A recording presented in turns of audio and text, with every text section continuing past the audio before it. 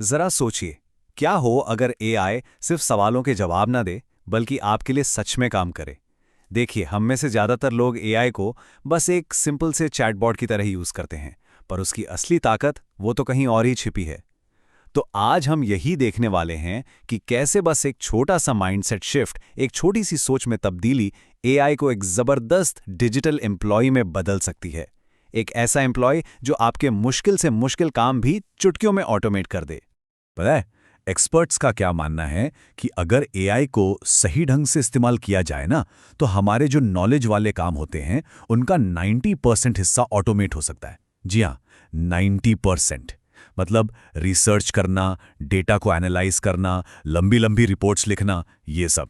और ये कोई छोटा मोटा इंप्रूवमेंट नहीं है, ये तो काम करने के तरीके में एक क्रांति लाने जैसा है।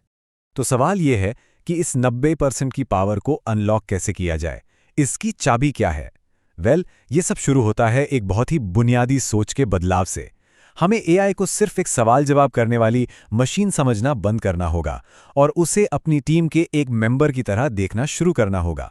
तो फर्क क्या है?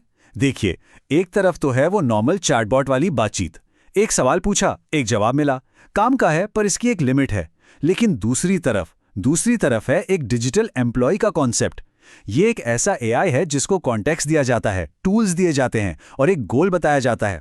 बिल्कुल वैसे ही जैसे ऑफिस में कोई नया साथी आता है तो उसे सब समझाते हैं, और एआई की असली ताकत वो यहीं से निकल कर आती है।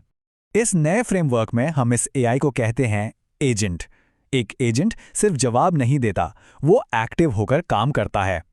जरा कल्पना कीजिए, एक एजेंट को कहा जाए कि मेरे सबसे बड़े कॉम्पिटिटर पर एक पूरी रिपोर्ट तैयार करो, तो ये एजेंट सिर्फ गूगल नहीं करेगा, बल्कि ये वेब से डेटा निकालेगा, उसे एनालाइज करेगा और हाँ, एक प्रेजेंटेशन भी तैयार करके देगा। ये काम एक चैटबॉट नहीं कर सकता। ये आइडिया सच में बहुत पावरफुल है। इसका मतलब ये हुआ कि मार्केटिंग के लिए एक स्पेशलिस्ट एआई हो सकता है, डेटा एनालिसिस के लिए दूसरा और कंटेंट बनाने के लिए तीसरा। हर एजेंट अपने अपने काम का माहिर होगा, जिससे काम की क्वालिटी और स्पीड दोनों बढ़ जाएगी। देखिए, जैसे किसी भी एम्प्लॉय को काम करने के लिए एक ऑफिस चाहिए, एक डेस्क चाहिए और सही फाइलें चाहिए होती हैं, ठीक उसी तरह हमारे एआई एजेंट को भी एक डिजिटल ऑफिस की जरूरत होती है। इसी को हम वर्कस्पेस कहते हैं। यह असल में कंप्यूटर पर एक ऑर्गेनाइज्ड फोल्डर सिस्टम है, जहां हमारा एआई रहता भी है और काम भी करता है। इस डिजिटल ऑफिस के कुछ बहुत जरूरी हिस्से हैं, जैसे कि कमांड्स फोल्डर। इसमें पहले से बने बनाए निर्देश होते हैं। मान लीजिए वीकली रिपोर्ट बनाओ। फिर है कॉन्टेक्स्ट फोल्डर, जिसमें कंपनी की सारी जानकारी, पिछले प्रोजेक्ट्स और जरूरी डेटा होता है। और स्क्रिप्ट्स, ये उसे बाहरी दुनिया जैसे वेबसाइटों से लाइव डेटा लाने की पावर देते हैं। कुल मिलाकर ये एक पूरी तरह से सेट और पावरफुल सिस्टम है। अब जैसे कोई भी नया एम्प्लॉय आता है, उसे ट्रेनिंग तो देनी पड़ती है ना? ठीक वैसे ही हमारे एआई को भी ट्रेनिंग चाहिए, और इस प्रोसेस को कहते हैं कॉन्टेक्स्ट स्टैकिंग। जरा सोचिए, जब कोई नया कलीग आता है तो उसे क्या बताते हैं? कंपनी के बारे में, चल रहे प्रोजेक्ट्स के बारे में, सब कुछ। बस वही चीज यहां करनी है। हर काम शुरू करने से पहले एआई को जरूरी जानकारी की लेयर्स, मतलब परतें दी जाती हैं।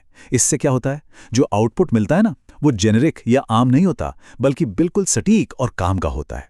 चलिए, अब उन 4 पावरफुल तरीकों पर नजर डालते हैं जिनसे एआई का ज्यादा से ज्यादा फायदा उठाया जा सकता है और उन आम गलतियों से बचा जा सकता है जो अक्सर लोगों को एआई की पूरी क्षमता इस्तेमाल करने से रोकती हैं। तो पहला तरीका है बातचीत करने की जगह निर्देश देना। मतलब एआई से हर बार नए सिरे से पूछने के बजाय एक कमांड फाइल बना लें। जैसे एक फाइल जिसमें कॉम्पिटिटर एनालिसिस करने के लिए स्टेप बाय स्टेप निर्देश हों। इससे हर बार एक जैसा और हाई क्वालिटी रिजल्ट मिलेगा और समय भी बचेगा। दूसरा तरीका है हर सेशन को प्राइम करना। इसका मतलब है काम शुरू करने से पहले एआई को सारा जरूरी कॉन्टेक्स्ट और जानकारी दे देना। ये एक कमांड चलाने जितना सिंपल हो सकता है, जो एआई को याद दिलाए, तुम मेरे मार्केटिंग असिस्टेंट हो, हमारी कंपनी ये बेचती है और हमारा लक्ष्य ये है। ये एआई को वार्म अप करने जैसा है, ताकि वो सीधे काम पर लग सके। तीसरा तरीका एआई को खुद प्लान बनाने देना। मान लीजिए कोई बड़ा काम करना है, जैसे एक नई वेबसाइट बनानी है, तो खुद सारे स्टेप्स लिखने के बजाय एआई से कहिए कि वो एक प्लान बनाए। एआई पूरे वर्कस्पेस को एनालाइज करेगा और एक ऐसा प्लान बनाएगा जिसमें सभी पेजेस, फीचर्स और कंटेंट का पूरा खाका होगा। इससे काम ज़्यादा ऑर्गेनाइज्ड और असरदार होता है। और चौथा तरीका, एआई को बाहरी दुनिया से जोड़ना। स्क्रिप्ट्स का इस्तेमाल करके हमारा एआई सिर्फ दिए गए डेटा तक सीमित नहीं रहता। वो वेब से लाइव स्टॉक की कीमतें, सोशल मीडिया ट्रेंड्स या किसी भी वेबसाइट से ताज़ा जानकारी खींच सकता है। ये एआई को हमारी आंखें और कान देने जैसा है। अच्छा, अब जब हमने ये सारे तरीके समझ लिए हैं तो चलिए देखते हैं कि ये सब असल में एक साथ काम कैसे करता है। ये एक रियल लाइफ उदाहरण है जो इस सिस्टम की ताकत को दिखाता है। तो हमारा गोल है लेनी के पॉडकास्ट का एक डीप कॉम्पिटिटर एनालिसिस तैयार करना। अगर कोई अनुभवी इंसान इस काम को करे तो उसे आराम से 8 से 10 घंटे लग सकते हैं। आइए देखते हैं कि हमारा एआई एजेंट इसे कैसे हैंडल करता है। सिर्फ एक कमांड देने पर एजेंट अपना काम शुरू कर देता है। वो वेब पर गहरी रिसर्च करता है, फिर एपीफाई जैसे ऑटोमेशन टूल का इस्तेमाल करके यूट्यूब से वीडियो ट्रांसक्रिप्ट और व्यूअर डेटा निकालता है। इसके बाद उस डेटा से एक डिटेल्ड रिपोर्ट लिखता है और आखिर में उस रिपोर्ट को एक साफ सुथरी पावरपॉइंट प्रेजेंटेशन में बदल देता है। और नतीजा सिर्फ डेटा का ढेर नहीं है, ये गहरी इनसाइट्स हैं। जैसे कि ये स्वॉट एनालिसिस यानी ताकत, कमजोरी, अवसर और खतरे का विश्लेषण। ये बताता है कि पॉडकास्ट का प्रीमियम मॉडल उसकी ताकत है, लेकिन उसका सिलिकॉन वैली पर फोकस करना एक कमजोरी भी हो सकती है। ये असली स्ट्रेटेजिक जानकारी है जो फैसले लेने में मदद करती है। ये चार्ट दिखाता है कि एजेंट ने अपना टाइम कैसे डिवाइड किया। वो एक ही समय में एक रिसर्चर, एक डेटा एनालिस्ट, एक राइटर और एक डिजाइनर का रोल निभा रहा था। ये सचमुच एक ही डिजिटल एम्प्लॉय के अंदर एक पूरी टीम रखने जैसा है, जो बिना थके और बिना कोई गलती किए काम करती है।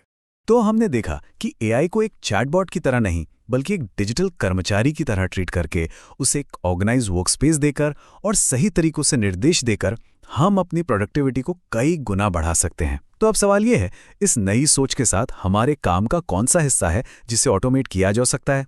संभावनाएं तो अनंत हैं।